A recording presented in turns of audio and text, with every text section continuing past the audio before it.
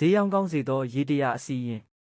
ဒီတစ်ခါကျွန်တော်ပြောပြပေးမယ့်ရေတရာကတော့ဈေးတူးညရသူတွေစီကားစေမဲ့လွယ်ကူရိုးရှင်းတဲ့ဈေးရောင်းကောင်းစေမဲ့ရေတရာတစ်ခုဖြစ်ပါတယ်။မြည်သည့်ဈေးဆိုင်မဆိုလဲအလွယ်တကူပြုလုပ်လို့ရတဲ့ရှေးဟောင်းကံမီရနီလန်တစ်ခုဖြစ်ပါတယ်။ဆိုင်မရှိဘဲလိုင်းပေါ်ကနေဈေးရောင်းအတူညတယ်။လုပ်သူများလည်းပြုလုပ်လို့ရပါတယ်။ပြုလုပ်ပုံပြုလုပ်နည်းလေးကတော့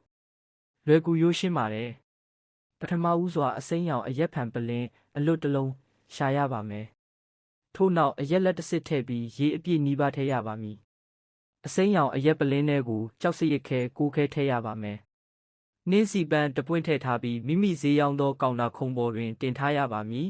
။ထို့သို့ပြုလုပ်ထားခြင်းဖြင့်ကိုယ့်ရဲ့ဈေးဆိုင်တွေစားတောက်ဆိုင်တွေစတိုးဆိုင်တွေသည်တိတိတတ်တာရောင်းပန်းသူများရဲ့ပန်းပွင့်လန်းလာပြီးဈေးရောင်းကောင်းလာပါလိမ့်မယ်။ယုံကြည်သူများလိုက်လုပ်ကြည့်ပါနော်စီးပွားရေးအဆင်ပြေလာပါလိမ့်မယ်။